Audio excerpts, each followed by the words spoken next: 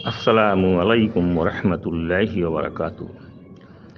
مولانا سعد کاندھلوی صاحب کنتم خیر امت اخرجت للناس کی تفسیر میں فرماتے ہیں جو اس کام کے کرنے کی ذمہ داری مردوں کی ہے، خدا کی قسم بین ہی وہی ذمہ داری عورتوں کی ہے۔ ان دونوں کی ذمہ داریوں میں کوئی فرق نہیں۔ اب مرد 2 گشت کرتے ہیں تو عورتوں کو بھی 2 گشت کرنا چاہیے۔ مرد جہاد میں جاتے ہیں تو عورتوں کو بھی جہاد میں جانا چاہیے۔ مرد امامت کرتے ہیں تو عورتوں کو بھی امامت کرنا چاہیے، بقول مولانا سعد کاندھلوی کی۔ علماء کرام فرماتے ہیں کہ شریعت کے احکام میں عورتوں کے احکام الگ ہیں، مردوں کے احکام الگ ہیں۔ مردوں کی نماز کا الگ مسئلہ ہے، عورتوں کی نماز کا الگ مسئلہ ہے۔ بقول مولانا سعد کاندھلوی صاحب کے رمضان کے مہینے میں کچھ عورتوں کو روزہ چھوٹ جاتا ہے تو مردوں کو بھی روزہ چھوٹنا چاہیے، بین ہی وہی ذمہ داری، بقول مولانا سعد کاندھلوی صاحب۔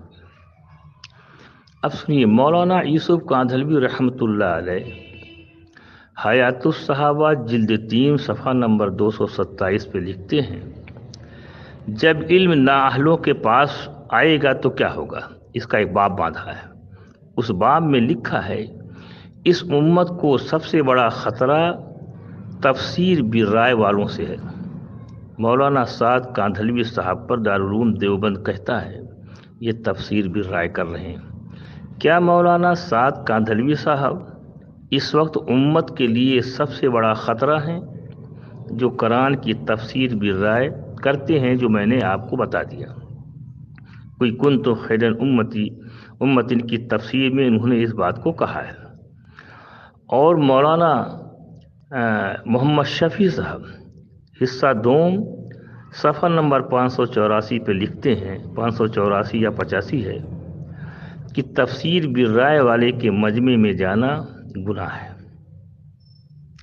مولانا ارشد مدنی صاحب کہتے ہیں کہ اگر مولانا سعد کی باتوں کو جا کے جو لوگ سنیں گے اور ان غلط چیزوں کو امت کے اندر پھیلائیں گے تو ایک بہت بڑا گمراہی کا دروازہ کھل جائے گا۔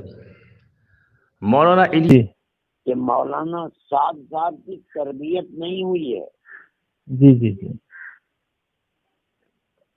ان کے والد کا انتقال ہوا، یہ بچے تھے، جی ہاں سر، دادا کو تو شاید انہوں نے دیکھا بھی نہیں ہے، جی جی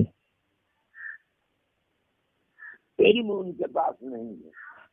اچھا اچھا اچھا وہ تقریروں میں ایسی باتیں کہہ دیتے ہیں کہ اگر مدرسوں والوں سے فتویٰ پوچھا جائے جی تو وہ بہت خراب فتویٰ لکھیں گے۔ جی جی سر،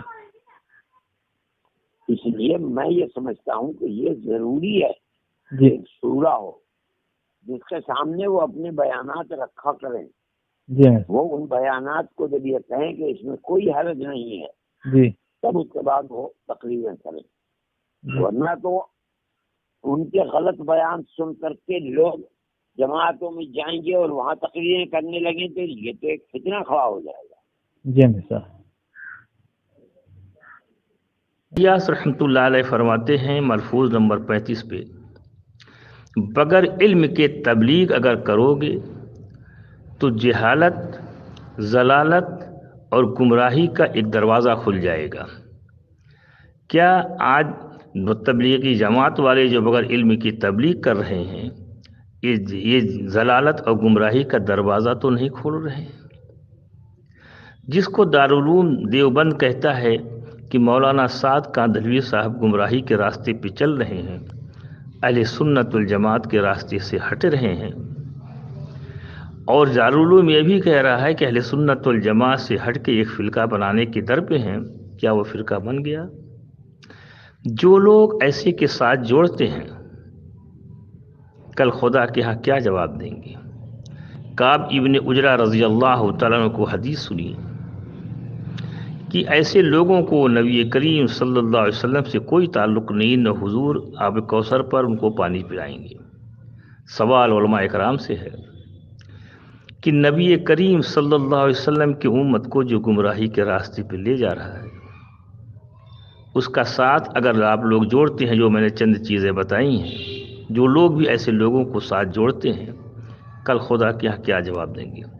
نبی کریم صلی اللہ علیہ وسلم نے اس امت کو بڑی جافسانی سے بنایا ہے، اور جو نبی کریم صلی اللہ علیہ وسلم کو امت کو گمراہی کے راستے پہ لے جا رہا ہے، کل وہ خدا کے یہاں کیا جواب دے گا؟ آج تو چند پیسے آپ کو مل جائیں گے، لیکن کل خدا کے یہاں کیا جواب دینا ہوگا؟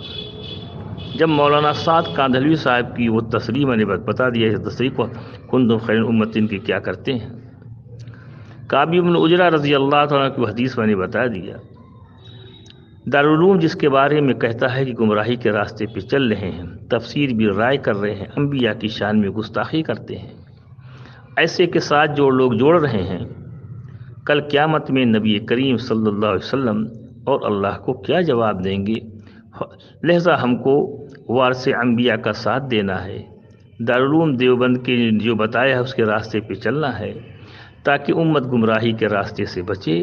جب حضور کا سامنا ہو، اللہ کا سامنا ہو، تو دونوں ہم سے خوش ہوتے ہوں، اور جو لوگ جو حضور کی شان میں گستاخی کرے، اللہ فرماتے ہیں ایک مسجد زرار بنانے والے منافق تھے، مولی سعد کہتے ہیں کہ مومن تھے، تو جو حضور کی بھی شان میں گستاخی کر رہا ہے، اللہ کی باتوں کو انکار کر رہا ہے، اس کی طرف جو لوگ جوڑیں گے، کل خدا کے ہاں کیا جواب دیں گے؟ لہذا بچیے ایسے لوگوں سے جو قرآن حدیث کے خلاف اور اللہ رسول کے خلاف بیان دے رہا ہو۔ لہذا اگر ایسا نہیں بچیں گی، کل خدا کے کیا جواب دیں گے؟ اس لیے میں گزارش کرتا ہوں امت سے اور علماء سے کہ ایسے لوگوں کا ساتھ چھوڑیے اور اللہ رسول کا ساتھ دیجیے، جو اللہ رسول کے بغاوت پر ہے اس کا ساتھ چھوڑ دیجیے، ورنہ کل مرنے کے بعد ہی دنیا کے اندر ہی آدمی کو جھیلنا پڑے گا، اور قبر سے لے کے میدان محشر تک وہ ایسے آدمی کا کیا ٹھکانہ ہوگا جو حضور ہے کو شان میں گستاخی کر رہا ہو، صحابہ کو نکمہ کر رہا ہو، قرآن کی باتوں کو انکار کر رہا ہو، اس کا جب ساتھ دو گے، کل خدا کے یہاں کیا جواب دو گے؟ لہذا ایسے کے ساتھ چھوڑیے، اللہ رسول کا ساتھ پکڑیے، تاکہ مرنے کے بعد ہمارا چہرہ سرخرو ہو۔ فقط والسلام۔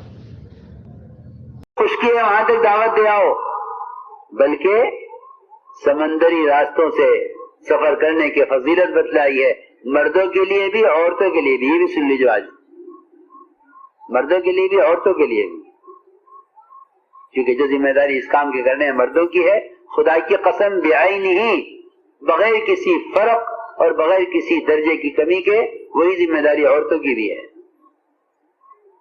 برابر۔ جو ذمہ داری اس کام کے کرنے کی مردوں کی ہے، وہی ذمہ داری خدا کی قسم عورتوں کی ہے، کیونکہ آپ نے فرمایا کنتم خیر امت۔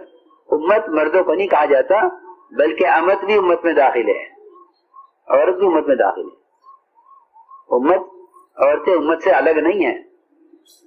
یہ کہنا ہے کام مردوں کا ہے عورتوں کا نہیں ہے۔ کون ہے جو اس المعروف اور نہی منکر کی ذمہ داری سے امت کی عورتوں کو مستثنی کر دے؟ ہو ہی نہیں سکتا، ممکن ہی نہیں ہے۔ امت ہے، امت مردوں کو نہیں کہتے۔ امت عورت اور مرد، اور عورت مرد اور بچہ تینوں مل کر امت ہیں، تینوں مل کر امت ہیں۔